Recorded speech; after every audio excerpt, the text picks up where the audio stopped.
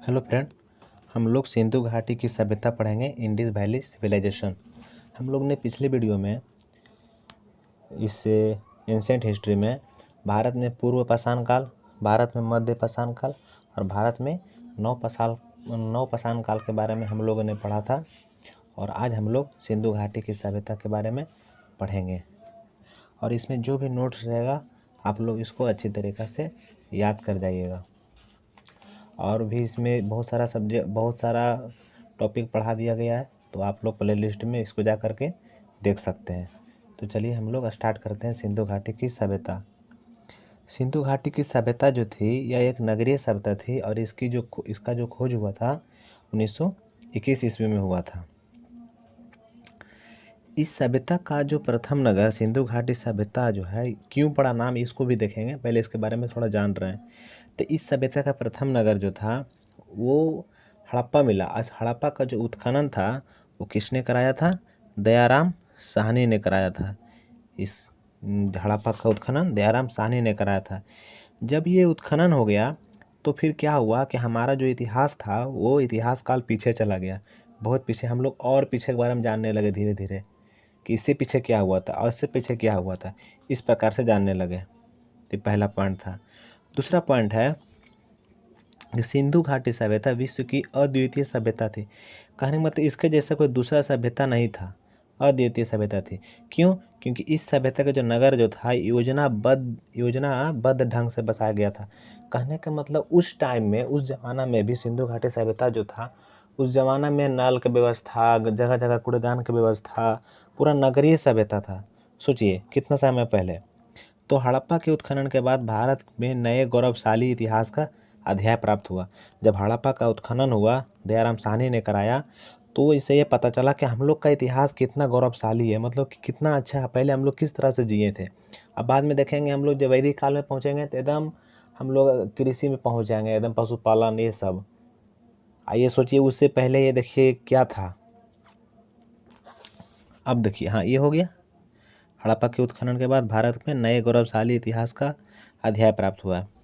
हड़प्पा के टीले के बारे में सर्वप्रथम 1826 ईस्वी में चार्ल्स मैसन ने उल्लेख किया था कि हाँ हड़प्पा में एक टीला है। वो 1826 ईस्वी में किसने किया? चार्ल्स मैसन ने उल्लेख किया था। और इसका जो सर्वेक्षण 1853 ईस्वी में अलेक्जेंडर कनिंघम ने किया था। ये सिर्फ चार्ल्स मैसन जो था ये सिर्फ बता दिया कि हाँ हड़प्पा में एक टीला है, मतलब कुछ निकल सकता है अंदर में, एक टीला है। और इसका सर्वेक्षण जो था 1853 ईस्वी में अलेक्जेंडर कनिंघम ने कराया था। और जब ये हुआ जब इसका सर्वेक्षण कराया, तब अलेक्जेंडर कनिंघम था, ये 1861 ईस्वी में ASI का महानिदेशक बन गए, यानी कि भारतीय पुरातत्व सर्वेक्षण, आर्कियोलॉजिकल सर्वे ऑफ इंडिया के महानिदेशक बन गया। इसलिए जब बन गया ना, क्यों ये बना? क्योंकि ये सर्वेक्षण कराया था, तो फिर इन्हीं को बना दिया गया। तब जा करके फिर इनको भारतीय पुरातत्व का पिता कहा जाने लगा, यानी फादर ऑफ इंडियन आर्कियोलॉजिकल। फिर क्या हुआ कि जब इसने सर्वेक्षण किया, इनको महानिदेशक बना दिया गया, तो क्या हुआ कि जो हड़प्पा में जो टीला मिला था, तो कनिंघम ने इसके बारे में जब इसको सर्वेक्षण किया उसमें, तो कोई खास रिपोर्ट नहीं दिया। तब जा करके क्या हुआ कि कोई दूसरा महानिदेशक बन गए, उनका नाम था सर जॉन मार्शल। उनका नाम था 1921 ईस्वी में दूसरा महानिदेशक बन गया, जिनका नाम था सर जॉन मार्शल। और यही सर जॉन मार्शल के निर्देशन में दयाराम साहनी ने हड़प्पा का उत्खनन कराया, जिससे यह पता चला कि सभ्यता नगरीय थी, योजनाबद्ध थी। तो यहाँ से ये देखिए इम्पोर्टेंट सवाल बन जाता है कि हड़प्पा का मतलब कनिंघम तो सिर्फ बन गया था, पहला महानिदेशक बन गया आर्कियोलॉजिकल सर्वे ऑफ इंडिया का, और बना तो इसलिए इनको भारतीय पुरातत्व का पिता कहा जाता है। इससे पहले कोई नहीं बना था। फिर बाद में कौन महानिदेशक बना? जब इन्होंने, जो कनिंघम जो थे, वो हड़प्पा टीले के बारे में कोई खास रिपोर्ट नहीं दिया, तब जा करके 1921 ईस्वी में सर जॉन मार्शल थे वो बने महानिदेशक। इसी के निर्देशन में, मतलब सर जॉन मार्शल के निर्देशन में दयाराम साहनी ने हड़प्पा का उत्खनन कराया, जिससे इस जो गौरवशाली इतिहास था हमारा ये प्राप्त हुआ। 1922 ईस्वी में सिंधु घाटी सभ्यता के दूसरे नगर मोहनजोदड़ो का उत्खनन हुआ। जब उत्खनन होना चालू हो गया तो इसमें लोग और उत्सुकता बढ़ गया लोगों ने। तो इसमें तो दयाराम साहनी ने कराया। अगला 1922 ईस्वी में था तो फिर मोहनजोदड़ो का उत्खनन हुआ, तो वहाँ पर ही तो इसका जो उत्खनन था वो राखल दास बनर्जी ने कराया था। तो इस तरह से क्या हुआ कि दोनों नगरों के उत्खनन के बाद भारतीय इतिहास में एक नया अध्याय आरंभ हो गया। अब दो हमको नगर मिल गया, वो भी नगरीय दो सभ्यता में, दो सभ्यता का नगर मिला हमको। तो इससे इतिहास में एक नया चैप्टर का आरंभ हो गया। लोग इसके बारे में और उत्सुक हो गए हर चीज़ जानने के लिए। तो कुछ समझ में आया इसमें कि पहला बार महानिदेशक कौन बना था? अलेक्जेंडर कनिंघम बना था, इसीलिए इनको भारतीय पुरातत्व का पिता कहा जाता है। मगर बाद में दयाराम साहनी जो था, किनके निर्देशन में? सर जॉन मार्शल के निर्देशन में इन्होंने हड़प्पा का उत्खनन कराया था, और राखल दास बनर्जी ने वो मोहनजोदड़ो का उत्खनन कराया था 1922 ईस्वी में। हम लोग आगे देखते हैं। अब इसका नामकरण, मतलब किस तरह से इसका नामकरण हुआ। कहा जाता है कि इसका जो नामकरण है, सिंधु घाटी सभ्यता के प्रारंभिक स्थल सिंधु नदी, इसका नाम जैसे सिंधु नदी मिला, तो सिंधु नदी मिला तो लोग डायरेक्ट कह दिए सिंधु घाटी सभ्यता, मगर नहीं। कहने का मतलब है कि सिंधु नदी और उसकी सहायक नदी के किनारे मिले हैं। जो सिंधु घाटी की सभ्यता है, स्टार्टिंग में सिंधु नदी और उसी के सहायक नदी के किनारे मिला था, इसलिए इस नदी का नाम, इस जो नदी सभ्यता था, इस सभ्यता का नाम रख दिया गया सिंधु घाटी सभ्यता। लेकिन बाद में इसी से मैंने कि नर्मदा घाटी से भी मिलने लगा ये सभ्यता का, सरस्वती घाटी से, गंगा घाटी से भी मिलने लगा, तो लोगों में विवाद पैदा हो गया। तब जा कर के कहा कि नहीं, तो फिर तो इसका नाम हड़प्पा ही रखा जाना चाहिए। तब जा कर के सिंधु घाटी का नाम जो है पुरातत्व परंपरा के आधार पर क्या रख दिया गया? हड़प्पा सभ्यता रख दिया गया। तो मेनली रूप से इसको सिंधु घाटी सभ्यता को ऐसा नहीं मिलता है। अब कैसे कह सकते हैं? मान लीजिए सिंधु सिर्फ सिंधु पे नहीं ना मिला, नर्मदा घाटी पे भी मिल गया, सरस्वती घाटी पे मिल गया, गंगा घाटी पे मिला, तो इसको हम गंगा घाटी सभ्यता नहीं कह सकते थे? नहीं कहें, मगर सिंधु घाटी सभ्यता कहें, है ना। तो फिर रखा गया कि नहीं, हड़प्पा सभ्यता रखाएगा, ये हो गया। इसका कालक्रम अब हम लोग पढ़ते हैं, सिंधु घाटी सभ्यता का कालक्रम। सिंधु घाटी की सभ्यता, या हम लोग जो कहते हैं हड़प्पा सभ्यता, ये आद्य ऐतिहासिक काल है। कहने का मतलब है, एक होता है क्या, कहने का मतलब है, हम लोग पढ़े थे कि इतिहास को 3 काल में बांटा गया है, प्रागैतिहासिक काल, आद्य ऐतिहासिक काल और ऐतिहासिक काल। तो प्रागैतिहासिक काल कहने का मतलब होता है कि जिसका कोई लिखित साक्ष्य नहीं मिलता, सिर्फ पुरातात्विक स्रोत मिलता है। और आद्य ऐतिहासिक काल कहने का मतलब होता है कि तो हमको मिला है, लिपि मिला है उसका, मगर लिपि पढ़ नहीं पाया है कोई। तो सिंधु घाटी में सभ्यता जो था, इसमें लिपि था, मगर कोई लिपि को पढ़ नहीं पाया था। और ये सभ्यता जो थी वो कांस्यकालीन सभ्यता थी, यानी कि कांसा लोग यूज करता था इसमें। और इसको जब कार्बन 40 से इस सभ्यता का पता लगाया तो पता चला कि इसका जो है 1350 BC से 1750 ईस्वी पूर्व माना गया है। BC मतलब ईस्वी पूर्व, इस सभ्यता का पता चला। आगे देखते हैं कि इस सिंधु सभ्यता का जो विस्तार था वो किस प्रकार से था। सिंधु घाटी सभ्यता का विस्तार एक बहुत बड़े क्षेत्र पर था। इस सभ्यता का पूरा स्थल अफगानिस्तान, पाकिस्तान और भारत में विस्तृत था। इतना में विस्तृत था ये सिंधु घाटी सभ्यता। लगभग 12,15,000 किलोमीटर में इस सभ्यता का विस्तार था। कितना था? 12,15,000। तो क्या हुआ, ये जो सिंधु घाटी सभ्यता था, तो कुछ पूरा स्थल मिला है यहाँ पर ही, जैसे कि इधर उत्तर है, इस साइड उत्तर है, तो इधर नॉर्थ में हमको एक जगह मिला है, पूरा स्थल मिला है, जो कि चिनाब नदी किनारे है। यानी इसमें ये चिनाब नदी किनारे पूरा एक में है, चिनाब नदी के किनारे है। उसका नाम था मांडा, जो कि जम्मू और कश्मीर में है। तो नॉर्थ में सवाल पूछता है कि सिंधु घाटी सभ्यता का सबसे उत्तरी पूरा स्थल कौन है, तो मांडा है, चिनाब नदी के किनारे है।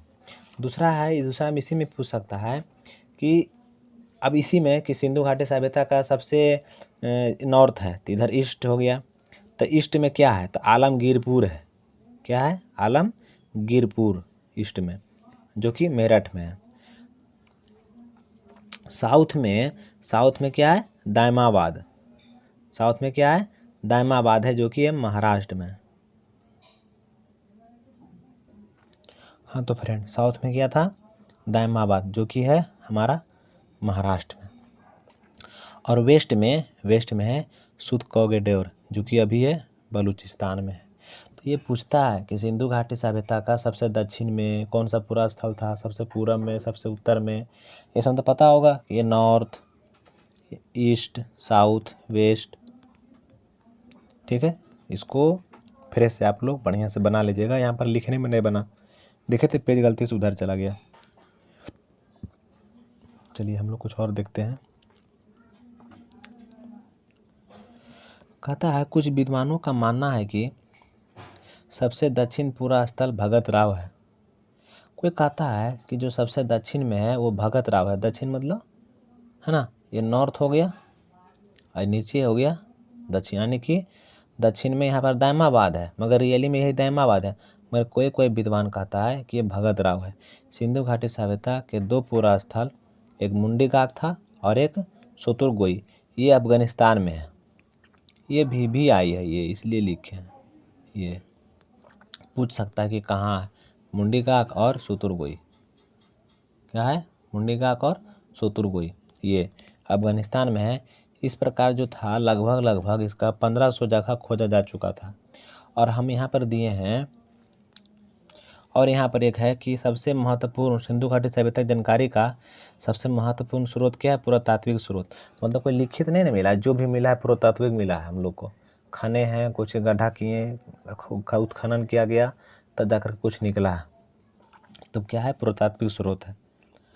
अब हम लोग इसमें देखते हैं कुछ प्रमुख पूरा स्थल है, जो मतलब कहने का मतलब किस नदी किनारे था। वो जो पूरा स्थल था, पुराना स्थल जो था, ये सब इसका उत्खनन किसने कराया था, कब कराया था, और इसका स्थिति क्या है, मतलब कौन सा जिला में है, कौन सा राज्य में है, कौन सा देश में है। चलिए, तो पहला है हमारा हड़प्पा। तो जो हड़प्पा था वो रावी नदी के, मैंने इसका रावी नदी किनारे खोज हुआ था इसका।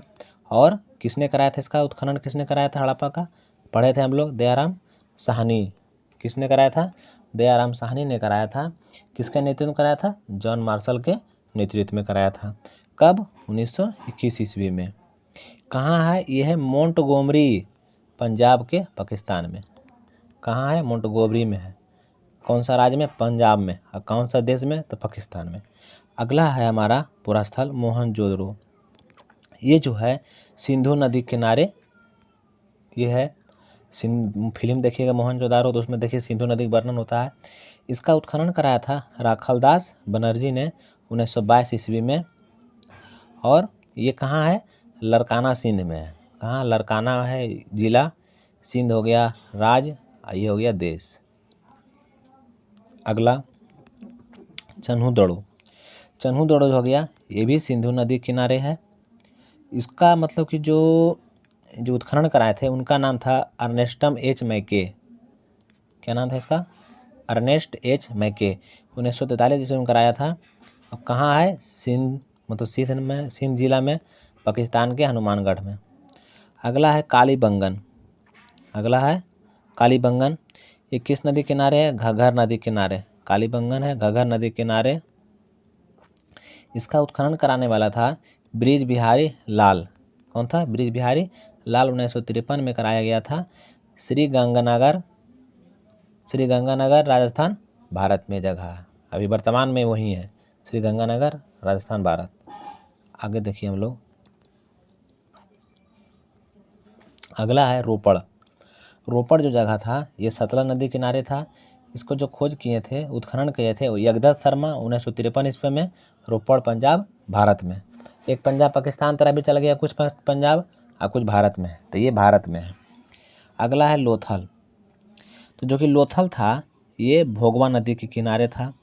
इसका जो उत्खनन कराए थे वो रंगनाथ राव थे। ये लगभग 1957 से 1958 तक चला था। अहमदाबाद गुजरात के भारत में ये रहा। अगला है रंगपुर जो है वो माधर नदी किनारे। कौन नदी किनारे, माधर नदी किनारे। रंगनाथ राव इसको जो थे उत्खनन कराए थे 1953 से 1954 में। काठियावाड़ गुजरात भारत में है। अगला है आलमगीरपुर ये हिंडन नदी किनारे है। इनका भी खोज यगदत्त शर्मा ने, इनका भी खोज किसने किया, यगदत्त शर्मा ने किया था। हाँ, आलमगीरपुर एकदम शर्मा ने 1958 ईस्वी में। ये कहाँ है? मेरठ के उत्तर प्रदेश में, भारत में। अगला पूरा स्थल है सूतकांगे डोर। ये जो था दास्क नदी किनारे ऑरेन स्टाइल इनका जो था उत्खनन कराया था 1927 ईस्वी में। ये कहाँ है? दक्षिणी बलूचिस्तान, पाकिस्तान में है। अगला है कोट दीजी। ये जो कोट दीजी है ये सिंधु नदी किनारे है। इनका जो ये कराया, जो उत्खनन कराए थे, उनका नाम था F.A. खान। F.A. खान 1935 ईस्वी में सिंध में कराया था, पाकिस्तान तरफ। अगला है बनमाली। ये रंगोई में हुआ था, रविंद्र सिंह बिष्ट कराए थे 1973 ईस्वी में। हिसार ये भारत में, हरियाणा तरफ है। अगला है धौलावीरा। अगला है धौलावीरा। ये जो धौलावीरा था वो कच्छ के रण के किनारे, इनका भी खोज था रविंद्र सिंह बिष्ट ने कराया था 1990 से 1991 के बीच में। ये भी गुजरात के कच्छ में है। तो यहाँ तक था हम लोग को, अब आगे कुछ नहीं है। तो यहाँ तक ये बहुत इम्पोर्टेंट है। ये सिंधु घाटी सभ्यता के प्रमुख पूरा स्थल है, पुराना स्थल है। ये कब, मतलब कि इसका खोज किसने कराया, कौन सा नदी किनारे है, कब खोजा गया, और इसका खोज मतलब कि उत्खनन किसने किया, उत्खननकर्ता कौन थे। इस समय बहुत एग्जाम के पॉइंट ऑफ व्यू से सब भी आई है। तो इसको आप लोग पूरा अच्छा तरीक़ा से इसको याद कर लीजिएगा। अब तो फिर वीडियो कैसा लगा? अगर वीडियो अच्छा लगा तो वीडियो को लाइक ज़रूर कीजिए। आपको दिक्कत होता है तो कमेंट में पूछिए, हम उसका ज़रूर बताएंगे। और कोई गलती होता है तो उसको माफ़ कीजिए। चलिए मिलते हैं अगले वीडियो में हम लोग। धन्यवाद।